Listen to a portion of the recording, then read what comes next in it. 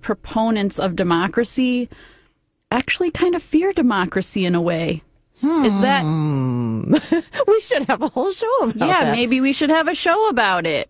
Well, I think a couple of things. One, to go back to your original point of having fact checking and really just reporting, like just reporting, journalism. Yeah, so let's do some more reporting. And I know that even with this last week, with petition challenges being on the docket and that going back and forth, that it's been more about the conflict and the drama than the facts. And really, what gets lost are the issues and, frankly, the people who are most vulnerable in all of this. And frankly, the voters get left out in the cold, because when you're thinking about who gets on the ballot, who our choices are, we've said this amongst ourselves at part of Illinois for All, and Martise Chisholm, who has been really a strong voice on this, is that when you suppress candidates, it's like a voter suppression, because you're literally pushing people out who represent the community or from the community, and so. Going back to your point about some of these, fights are going on, like what does a candidate really think? There are so many forums that are out there. Folks can go hear it from the candidates themselves. They can ask questions. I'm working on a couple of candidate forums in a couple of different wards. I'm working on a mayoral forum. So there's so many opportunities for you to hear it directly from the candidate. Now, will a candidate sort of say something and realize like, oh, I could have said that better? That's something I feel like for sure. That happens all the time. Yeah. And so I think there should be some understanding, like, no, let's not, kind of literally, destroy people. Let's think about, okay, what have they done? What have they generally stood for? And does this line up with it? That's where the fact check has to kind of come in. It's like, okay, if you say you're standing for this, what have you historically done on that issue? And so, like, those are all fair questions. Or if you don't have a record on that, like, are you consistent in your messaging? Also, the candidates that I'm, supporting, a couple aldermanic candidates and a mayoral candidate, like, those folks, if you have a question about something they said in a forum, they're, like, open. They're very accessible. But It doesn't seem like people actually want to know the answer to the question. It's like they want to pounce on someone who is a progressive.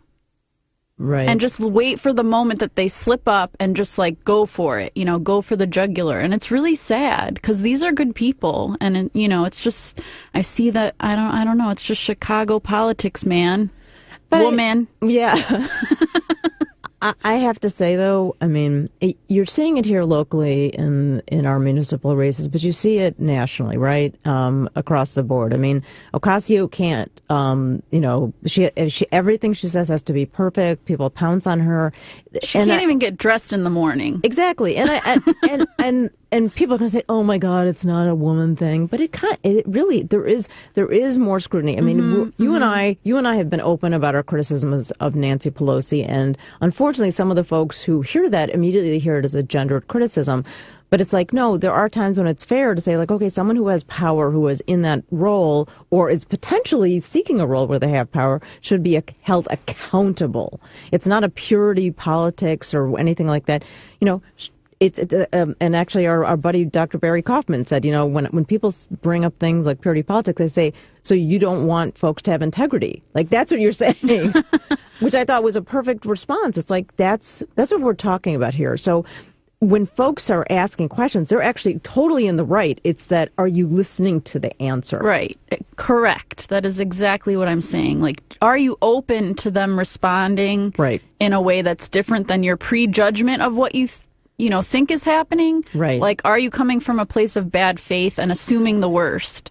And I think, like, there are machine candidates running that you have more than every right to, maybe come from a place of bad faith because have a long history of doing. But when it's a new progressive candidate, and especially like a woman of color, and you're just invisibilizing her when she's clearly responding to, what you're asking, and you're just ignoring what she has to say, it hurt. It's causing indigestion. Yeah, no, I'm familiar with that feeling of like literally responding to something or bringing something up, and it's like no one hears it, or it's like I never said it. They don't want to hear it. No. But So we have to do better, is Yeah. what I'm saying. and all we can do is just keep bringing it up and demonstrate that ourselves. And I know there's some stuff we want to talk about before we bring Robert Naiman on. And you had something, Shauna, that you wanted to talk about. I just wanted to touch base on the Cyntoia Brown case. It's been going on since like 2004. Is it in Tennessee?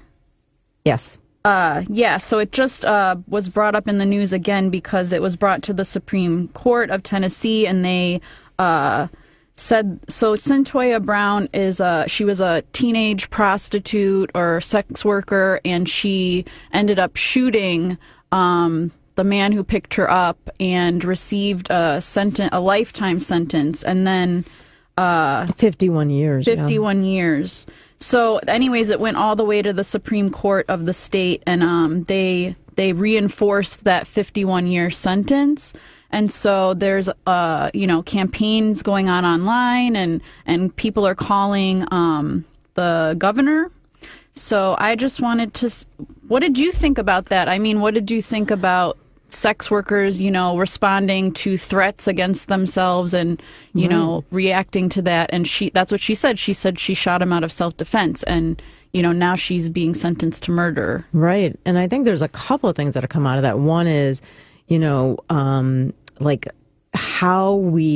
there's so many things, like how we view sex workers, how we treat them in our society, and how we, sex workers work. And also the other piece, which is what happens to women, female identified people who are survive sexual violence, and what happens to them in terms of the criminal justice system. Do they are there outcomes that are different? We literally had a case, and I can't remember which state it was, where a guy who sort of famously was like the president of a fraternity and got like no jail time, and then Brock Turner was sort of the case in California where they kept describing him as a Stanford swimmer, and then there's the sort of the last piece, which is when you have cases of any kind of gendered violence, and again another illustration of that, and her case is more complicated than what we're talking about, and how to kind of make of her fully human and really talk about her as someone who, has really, the system has really victimized her over and over and over again. And so I'm heartened that she is, there's some potential, there's people rallying around her, but I wonder how many Cyntoia Browns are out there. How many Cyntoia Browns are being victimized or aren't going to get justice because our system isn't designed to protect women like her. And just to connect it to what we were just talking about is another case of us not believing women of color. Right. Absolutely. If she was white, do you think she would be receiving a 51-year sentence? Who was the girl in Utah? Elizabeth Smart. Is she in jail for 51 years? No. And that, yeah, I think about all the cases where there was, there is some violence towards someone, and you see that the coverage. I'm thinking about this 7-year-old Guatemalan girl who was killed in Customs and Border Patrol custody, or she was, wasn't given medical care, and she died. And so it's one of those things where it's like, we are hearing about this, but I'm like, there's 15,000 children in ICE custody right now, and we aren't, like, if this was like John Benet Ramsey or something, we would be hearing about it. There'd be wall-to-wall coverage. So Definitely. To your point, we're not conveying, we are actually, the media is conveying values, but not ones that we share, the mainstream media. And so that's really, it's disheartening. And I'm glad that Cyntoia is getting this attention, and that it hopefully will bring attention to other folks who are in a similar situation. And then, what did you had something that you wanted to touch upon before we get to Robert? So 2 things. One, I got to attend the National Teachers Academy, the case that we had Nikita Brar and Candace Moore on last week, talking about the case where they were able to basically stop CPS from closing the school, and then CPS abandoned their plans. So they had a citywide celebration, which was really great to attend. There was a really, if you were able to be a fly on the wall, you could see it was a multiracial coalition of community members and parents and other organizations that said, yes, we are going to stand with you. And it was like, I know there's so much bad news. This was like one of those, this is a good news story. This is a feel-good story. Finally. I know. And it was really, it was in the gym of the school and it was packed. So it was really nice to see. So that's one. There were a few candidates, of course, milling about. Ran into Lori Lightfoot there and some other folks who, again, were there to support, and the Chicago Lawyers Committee, Candace Moore, and some other folks were there as well. So to me, that's like a positive development.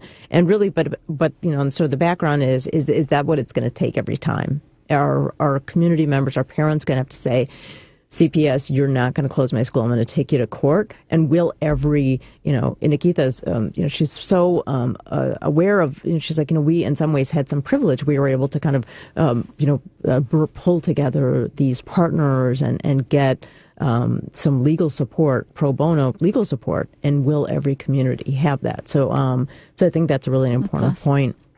The last thing I wanted to bring up, which is we're not going to really have much time for it, but there was a podcast this week on the Daily. The New York Times said, we missed the rise of white supremacy, and I'm gonna, just like no, we didn't, you did. And there's a really good article by Charles Pearson Esquire just talking about literally here, let's go through history. We didn't miss this, we didn't miss what was happening, and all these incidents and all this stuff that if you listen to the podcast, they basically talk about how there was a really important report that came out and it was suppressed and then sort of oh, no, we aren't going to stand by this because the InfoWars of the world, the Fox News of the world said, how dare you talk about white supremacy? How dare you talk about domestic terrorism? And it basically, that effort got defunded. While, groups or initiatives like Countering Violent Extremism, CVE, which targets Muslim and South Asian and Arab communities, continues to get funded. It's sort of like how even law enforcement and surveillance is, how racialized it is.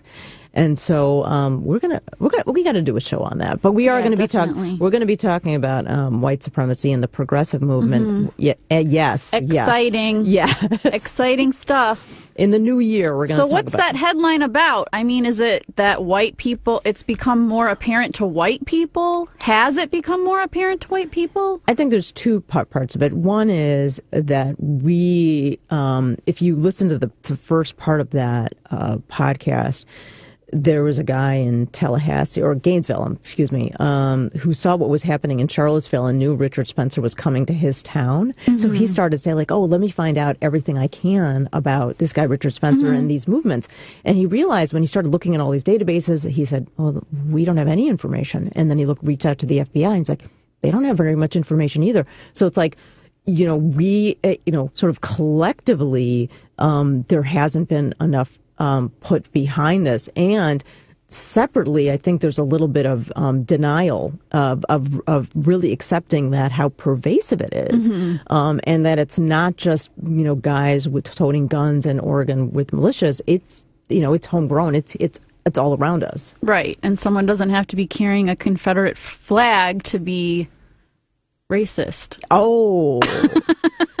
Shauna dropping knowledge on us. All right, you're listening to the Left with Samina and Shauna. Don't forget to watch us on Facebook Live at facebook.com/To the Left Radio. And like that page while you're at it. Invite your friends to like it. Why not?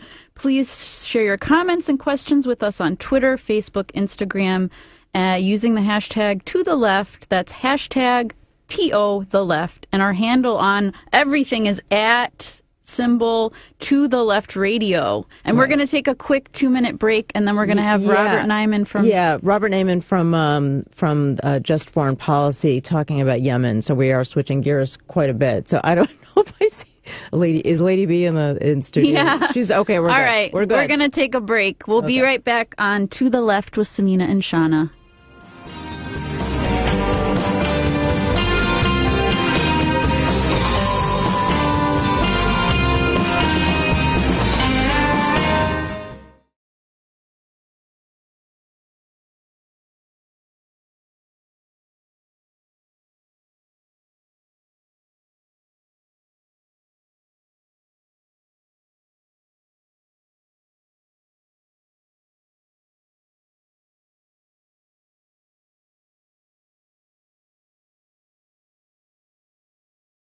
I'm Samina Mustafa. I'm Shauna East. We're producing a show on WCPT Sundays at 1 o'clock. What should we call it? How about Smash the Patriarchy? I like it, but that's a lot of pressure. What about left-leaning ladies? What about womansplaining? Yeah, but what about when we have guys on? What about Madigan's Worst Nightmare? He gets enough attention. I got it. To the Left. I like that. That could work. Tune in To the Left with Samina and Shauna on WCPT 820, Sundays at 1.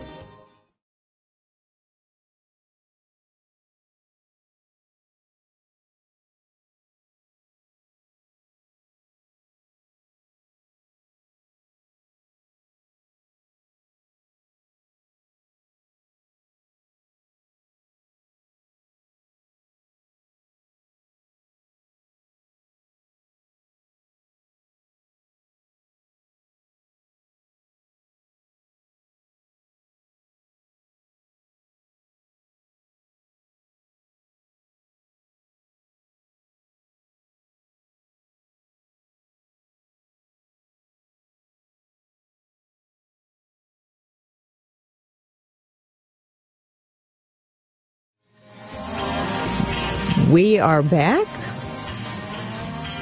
We're just sort of easing back into the second part of the show. My name's Samina Mustafa. I'm Shauna East. You are listening to the Left with Samina and Shauna. And today we are switching gears a little bit. We were talking about a couple of different topics, but we, and I think a lot of our listeners are aware that we have some momentum on stopping the U.S. Basically supplying arms to Saudi Arabia in a war in Yemen. And we're really pleased and honored to have Robert Naiman, Policy Director of Just Foreign Policy. He came all the way from Champaign-Urbana to be with us today, so we really appreciate you making the trip. We know that we've had some really positive movement on this, and so we want to talk a little bit about that, but we also want to give some folks some context on why it's important, how this sort of came about, and what folks can do. But we'll start first a little bit with Just Foreign Policy and your work, and just get a sense of your background a little bit. So Just Foreign Policy was started in summer of 2006. We gave ourselves the task of reforming U.S. foreign policy to greater reflect the interests and values of the majority of Americans, as opposed to the narrow self-interests of parties in Washington that have dominated U.S. foreign policy, and with a particular focus on ending U.S. wars, preventing new ones, bringing the United States into compliance with international law, and pushing the U.S. government to use diplomacy rather than violence or the threat of violence to help resolve international disputes. And we've particularly focused on using the War Powers Resolution to force votes in Congress on U.S. wars. And since early 2016, we've particularly focused on trying to end unconstitutional U.S. participation in the Saudi war in Yemen, because we believe that this is the most extreme case going on right now, both in terms of the humanitarian catastrophe caused by the U.S.-backed Saudi war, in terms of the thinness or really absence of any excuse for U.S. participation in this war, other than the claim that the Saudi government is our friend, so we have to support our friends. The Houthis in Yemen aren't threatening Americans, don't have a dispute with Americans, don't have a fundamental dispute with Americans, are not in any way related to Al-Qaeda or ISIS or people who attacked the United States on September 11, 2001. In fact, the opposite is the case. They hate Al-Qaeda, and the Wahhabists hate them. So you threw a lot. Sorry. I've also heard Iran being an excuse. Can you explain that a little? Yeah. Sure. So, like, back up and describe who the Houthis are and the Wahhabis. Everybody knows who the Wahhabis are. So, there's a civil war in Yemen. Like many civil wars, it's not only happening because of disputes between Yemenis, but is fueled by outside participation. Principally, the outside participation of Saudi Arabia and the United Arab Emirates, who intervened militarily in March 2015 with the backing of the United States government. There's a long-standing dispute in Yemen between the central government, U.S.-backed central government, and this group called the Houthis, primarily based in northern Yemen, and this conflict resurfaced during the Arab Spring. Among other conflicts that resurfaced during the Arab Spring in Yemen, including long-standing frustration with the central government backed by the United States and Saudi Arabia. The strong, like the pattern, strongman backed by strongman,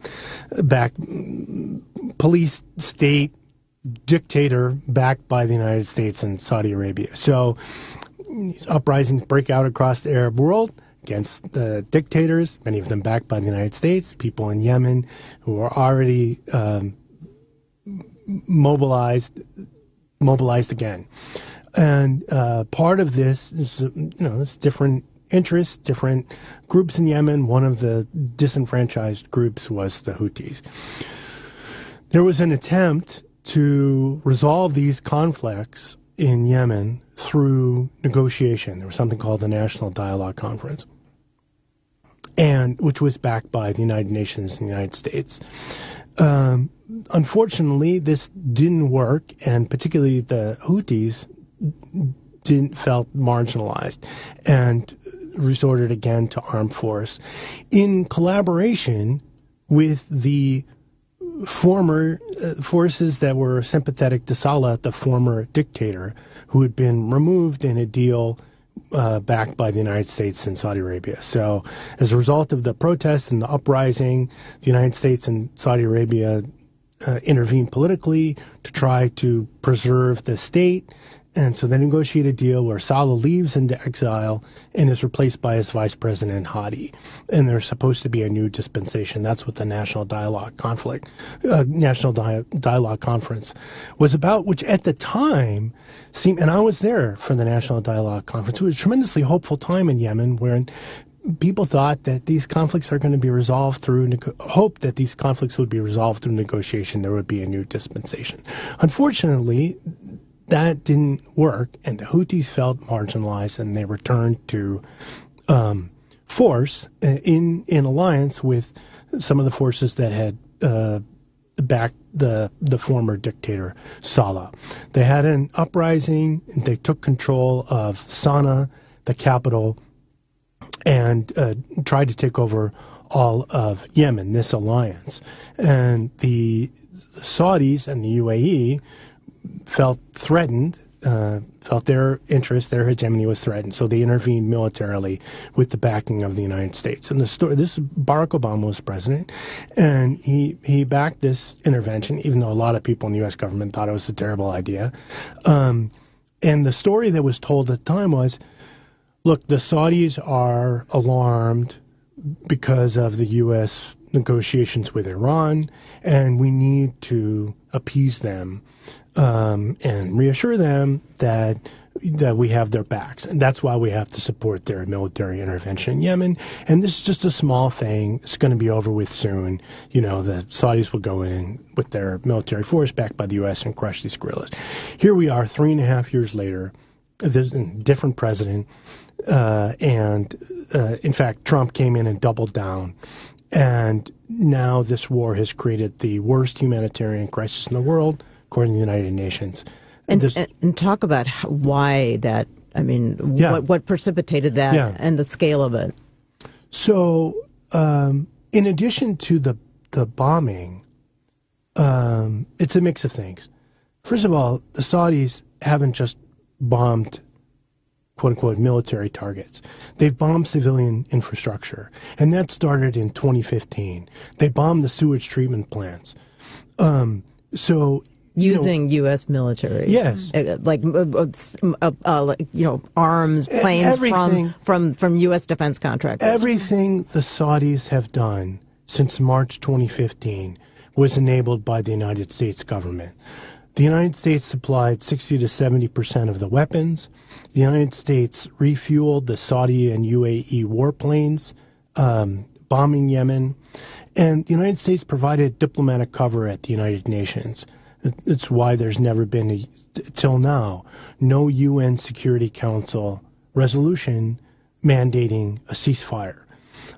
Under international law, under the UN Charter, the UN Security Council is supposed to be the ultimate authority on international threats to peace and security.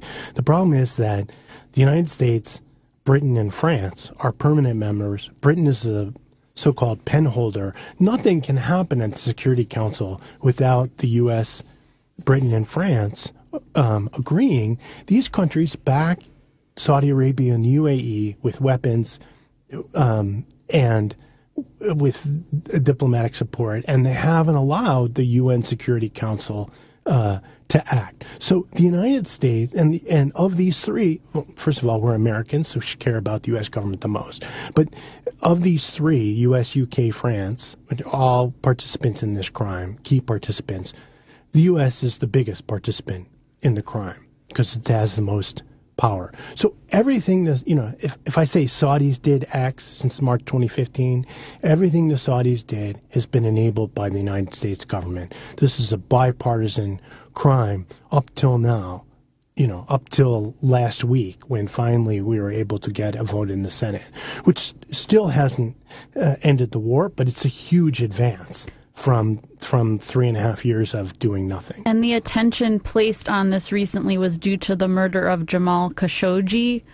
And did you want to talk about the connection between that and the war in Yemen? Yeah, sure. So, as you mentioned, there was this extreme incident played out in the last couple months, which was that the Saudi government assassinated a well-known dissident, Jamal Khashoggi, in their consulate in Istanbul. And this guy was somebody who was an opinion writer for the Washington Post. He was somebody known to the journalistic community, to members of Congress, to people in Washington for many years. He was a U.S. resident. His children are U.S. citizens. And he was tricked by the Saudi government to going to the consulate in Istanbul in order to get papers to get married to his fiancée, who's a Turkish woman. So this event threw into stark relief the character of the Saudi regime, that they would assassinate this dissident in their consulate in Istanbul, a guy who was a U.S. resident, a guy who was a writer for the Washington Post, murder him in cold blood, dismember his body, lie about it. I mean, it was just a really extreme event. And this event played out in the U.S. media and got highlighted by the Turkish government and by U.S. media, particularly the Washington Post. Having said that, it's not true, and it's important to know that it's not true, that all this criticism this vote in the Senate is due to this assassination. It's not true. Already in March, Senator Sanders, Bernie Sanders, Mike Lee, Chris Murphy forced a vote in the Senate on the war. Mitch McConnell moved to table it, and it was tabled. The vote was 55-44. So in March, 44 senators were already ready to end the war. And the only reason that we didn't end the war in March is because the deal was cut to, instead of just ending the war, have this certification that Secretary of State Pompeo was supposed to certify that the Saudis are doing everything they can to reduce civilian casualties and to end the war diplomatically. That was a bogus idea at the time, but it was completely exposed as bogus when Pompeo made that certification in October, even after the Saudis bombed the bus full of kids, right. and then claimed that that was a legitimate military target. Right. So 44 children, Right. and the missile was made by Lockheed Martin. Right. And you know, just as in the wake of the assassination of Khashoggi, there were these ridiculous shifting Saudi government stories like, oh, we don't have no idea what happened to this guy. He left, and blah, blah, blah. And then people saw the lies play out. So the people who were paying attention, which by then was already a lot of people, saw the lies play out after the Saudis bombed the bus full of kids. You know, that was in the media. People saw the pictures of the UNICEF, you know, tote bags or school bags, the bloody school bags of the kids, and people saw the Saudi lies. You know, like this was a legitimate military target. What are you talking about? It was a bus full of kids. Right. Okay, there were some, you know, Houthi officials on the bus. That doesn't make it a legitimate military target. But in the Saudi mentality, it was a legitimate military target because there were Houthi officials on the bus, even though they were not doing anything military. It's a school trip, you know. But that's the Saudi mentality. That's the Saudi government mentality that's driven this whole war since March 2015. That's why they bombed the sewage treatment plants, because that's their definition of what a legitimate military target is. Okay, that definition of a legitimate military target has nothing to do with international law. It has nothing to do with U.S. law. So it was already the fundamental truth about what this war is was already exposed in the U.S. media.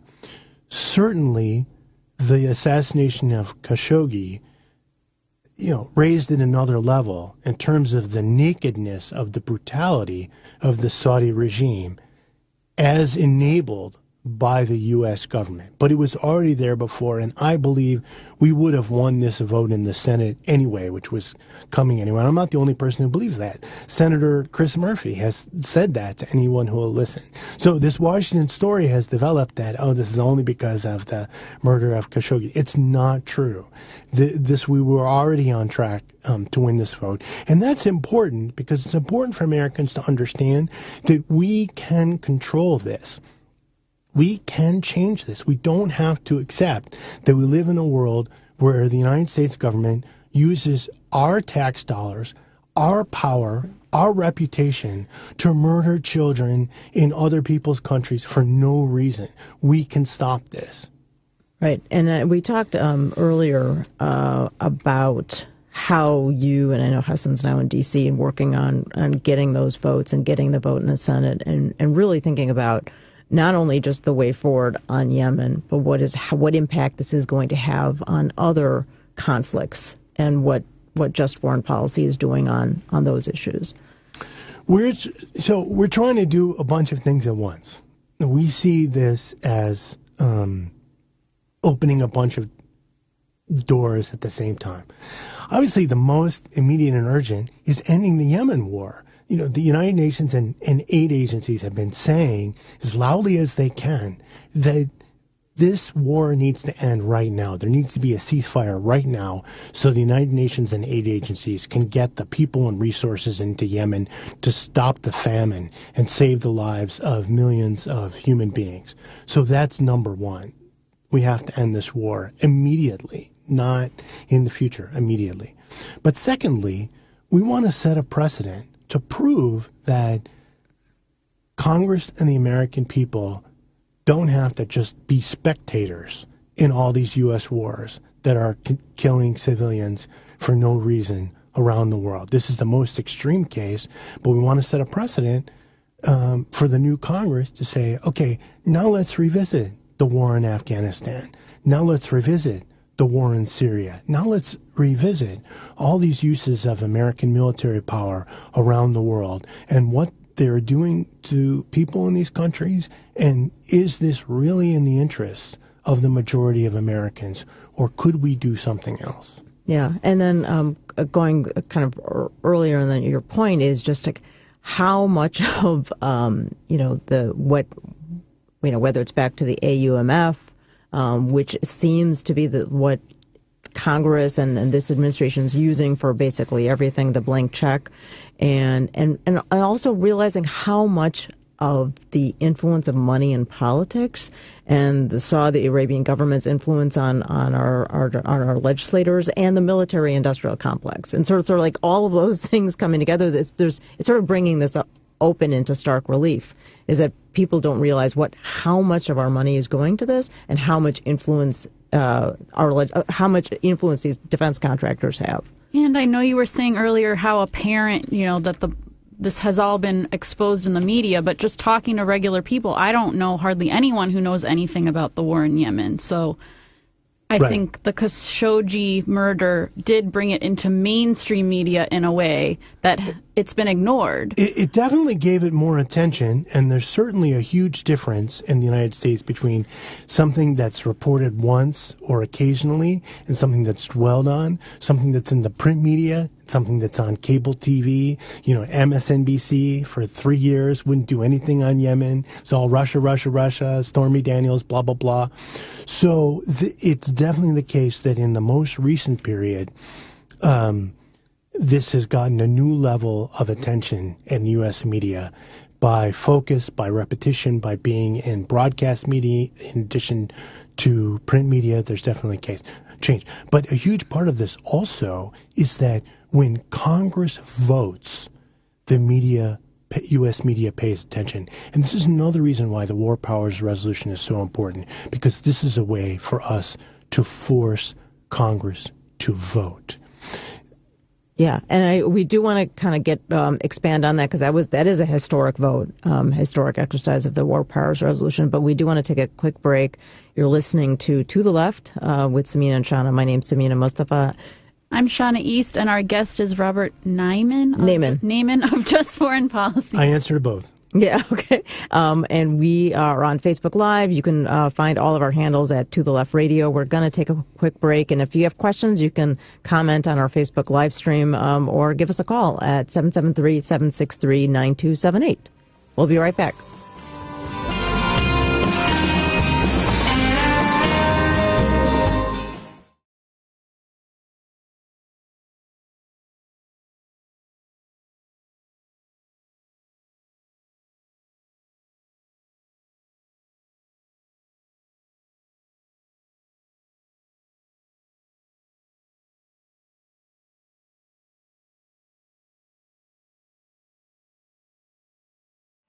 I'm Samina Mustafa. I'm Shauna East. We're producing a show on WCPT Sundays at 1 o'clock. What should we call it? How about Smash the Patriarchy? I like it, but that's a lot of pressure. What about left-leaning ladies? What about womansplaining? Yeah, but what about when we have guys on? What about Madigan's worst nightmare? I think it's enough attention. I got it. To the left. I like that. That could work. Tune in To The Left with Samina and Shauna on WCPT 820, Sundays at 1.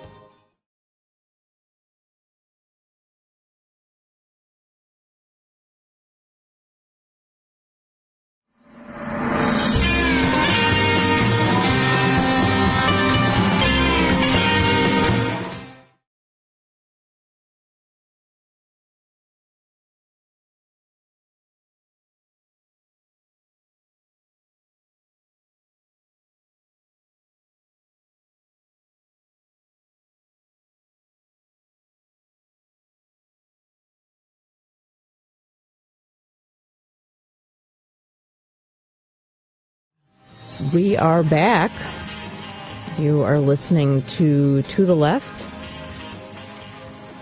My name's Samina Mustafa, and I've got Shauna East, and I am going to let Samina pronounce his name because I apparently can't get it right. It's okay. We are really honored to have Robert Naiman of Just Foreign Policy, who trekked all the way from Champaign-Urbana to talk to us about Yemen and the really historic vote that happened earlier this week regarding the War Powers Resolution. We do want to come back to the humanitarian crisis, as we referenced before. But if you could just briefly talk on that, since, obviously getting Congress to act and exercise this, can you give us a little bit of context on that? So the United Nations has been, aid groups have been saying for some time that this is the worst humanitarian crisis in the world that's been caused by the war, principally the Saudi UAE bombing, and also the Saudi UAE blockade, which has restricted the import of food, fuel, and medicine into northern Yemen, the destruction of civilian infrastructure, which has destroyed access to clean water, creating the worst cholera outbreak in recorded history. The catastrophe goes on and on and on, and it's been going on and on for some time. And not only is this the worst humanitarian crisis in the world, but this is a humanitarian crisis that's direct result of the foreign policy of the United States government. This isn't a question of let's try and get Americans interested in something that has nothing to do with this. This is a direct result of the foreign policy of the United States government. It's something that we could change, something that we could end. And this vote in the Senate proves that it's within our power to end this catastrophe. Yeah, so getting the senators to act this way was, getting it over the hump and getting some of that support was, you said, obviously predated the Khashoggi case and all that. And so can you talk a little bit about that conversation and sort of where you found, I guess, the most resistance? And there are still some, but it's, where you still have to overcome getting support in the House as well. We don't have time for me to list all the obstacles we've had to overcome to get to this vote. Right. But I think the key takeaway I would want everybody listening who cares about this to understand is you don't need to be an expert in Yemen or in U.S. foreign policy to help end these crimes. We have a key tool, which is to insist that members of Congress vote on wars in which the United States is participating. What we've seen last week is that when we force Congress to vote, it changes the dynamics completely. It puts it on the stage in front of the American people and the American media. So the tawdry justifications that have been used so far completely collapse. The justification that was given for this war at the beginning was that the Saudi government is our friends. That's no justification for creating this catastrophe where Save the Children estimates that 85,000 Yemeni children have starved to death since the beginning of this war. The claim that Saudi government is our friends is not a moral justification for that. We need to have a more robust debate before the United States government uses the military power of the United States in a country like Yemen. We should have had this debate in March 2015, but we're having it now. And the thing that Americans can do going forward is, first of all, insist that this debate in Washington continue in the Senate and in the House in the new Congress that's going to take seat in January. That's how we're going to end this war, is by forcing both the House and the Senate to vote. And going forward, let's not let this happen again in other countries. Let's insist each time going forward that Congress, the House and the Senate debate and vote on U.S. wars and on U.S. arms deals. The Congress has tools, the War Powers Resolution, the Arms Export Control Act, to force debate and vote. And when we do that, it changes the dynamic. That's how we shift the power from the inside groups, the arms contractors, the national security, Pentagon industrial complex. The blob. The blob. We can beat those people when we take it outside and put it in front of the American people and make the members of Congress understand that the American people are watching and care. We can defeat all these interests. Yeah, and I think, we like that often comes up as why the question for people who aren't immersed in it like you is, why should I care about foreign policy? Why should I care what's happening outside? Well, one, we are literally responsible for the deaths of potentially millions of people, because there's estimates anywhere between 13 and 14 million will die in this famine in Yemen. So there's that. And the second piece is there are literally, trillions of dollars being spent over the years on wars that are similarly unjust. And our representatives are funding this. So. Exactly, and voting for it consistently. So that's an important thing for folks to realize. So essentially, make sure, one, we can share kind of the holdouts. If you have a list or something, we can share after the show on our page, and so folks know who to reach out to, who to contact, who to pressure. Pelosi, we can put pressure on her to make it a foreign policy priority, and we can also put pressure on Schumer to defund the war in the Appropriations Committee. There you go. So, according to my research. Okay. No, all of the above. These people know, they know what to do. They're just not doing it.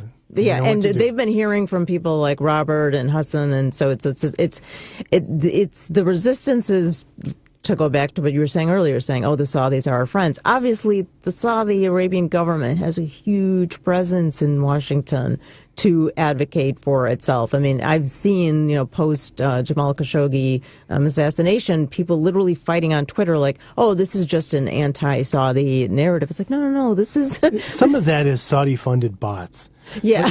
But look, again... Oh, of course. The most important thing for people to understand is we can defeat all these interests. All the king's horses and all the king's men, the Pentagon contractors, the Saudi regime, the UAE regime, the blob, we can beat them. We just did. Right. We just did. Which is, people don't realize how historic that is. So the most important thing for Americans to understand is that we could stop this. Right. Any normal human being, if a terrible crime is taking place and they have power to stop the crime, they would act to stop the crime. The most important thing I think that happens is that people are convinced that there's nothing they can do. Like, people in Washington can do whatever they can do, and there's nothing that I could do about it. That's not true. We can stop this. That the Senate vote proves this, that Americans, by getting on top of their representatives in Congress and staying on top of them and pressuring them consistently with their phone calls, with their public appearances, their emails, all this stuff, actually it works. It works. We just proved it. Eventually it worked. It took too long. Shouldn't have taken this long, but we did it. So this idea that we have no power over these people, you can do whatever we want because all the money and the Pentagon, that's not true. We just proved that it's not true. Right. And so that's really the feel empowered. We had a positive development here. Know your power. Yeah, exactly. And exercise it. Right. And so that's an important message. And so if there's any specific language, if folks are making calls to the representatives, we can share that on our page after the show. But I kind of want to pull back. We only have a few minutes left. If just to kind of to plug anything else you're working on and support your work, support Just Foreign Policy. Well, this is what we're working on right now. And, we're not going to leave this front until we end this war. Right. But as soon as we've done that, which I hope and I expect will be in the next few weeks, we're going to move on to the other fronts that I described. We're going to end the war in Afghanistan. We're going to end the war in Syria.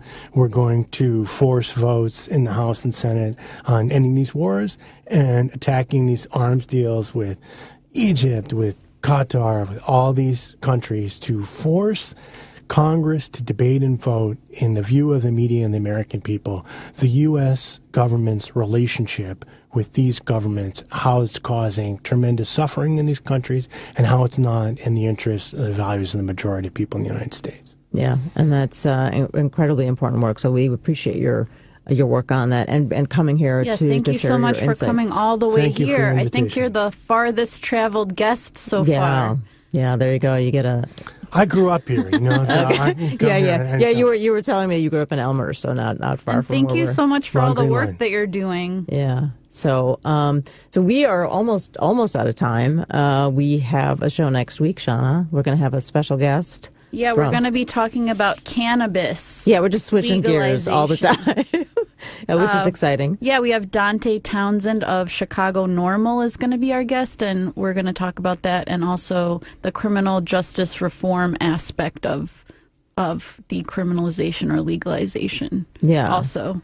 And then after that, I'm actually going to be out of town, but you are going to have Sheila Garland O'Lanaran as your co-host on the 30th. Which is like National Nurses United. And then our guest is going to be Amara Enya, who is running for mayor of Chicago. Yeah. So that'll be the 30th. Yeah. And I want to plug that we are having a fundraiser for the show because we need to pay for the airtime. Right. And it's going to be on March 16th at the Hideout. So we're going to post, a way to buy tickets, and donate soon. Yeah. So look out for that. Yeah. And just again, as a reminder, this is listener-supported radio.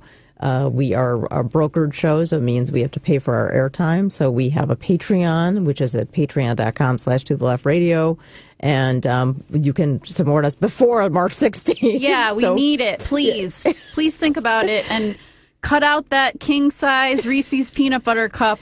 Once a month. Yeah. I know, it hurts. It hurts. Or you could still get it and give to the Patreon. But $2. Yeah. $2. While you're drafting that email to your representative or making that phone call on Yemen, you can multitask. You can go to our Patreon page, and because we're the ones telling you about this stuff. We're talking about it. If you want to donate and you don't want to do the monthly thing, we can take Venmo or PayPal, or you can send us a check or slip us a 20 when you see us coming out of the studio today. Oh dear! Wow. Yeah, we don't want too many people coming. I can do that. Yeah. So I mean, we're I'll lead by example. Yeah. No. Thank you, Robert. Thank you, Robert. Yeah. No. I mean, we are like I said, listener supported. We appreciate all the folks who have supported us so far, and folks who are amplifying our social media feed. So thank you all for doing that. We're here again every week, and we just need a little bit of support to keep going and get that progressive, really progressive, not progressive with sort of like quotes around it or an asterisk next to it, because we're trying to bring up issues and voices that normally don't get discussed. Mm-hmm. So true dat. So we are almost out of time. We didn't say thank you to Ms. Lady B, though. Lady B, our producer, fearless producer. Thank you so much. And we are going to be back next week talking about cannabis. Yeah. So join us then. I'm Samina Mustafa. I'm Shauna East. And you're listening to the Left on WCPT 820.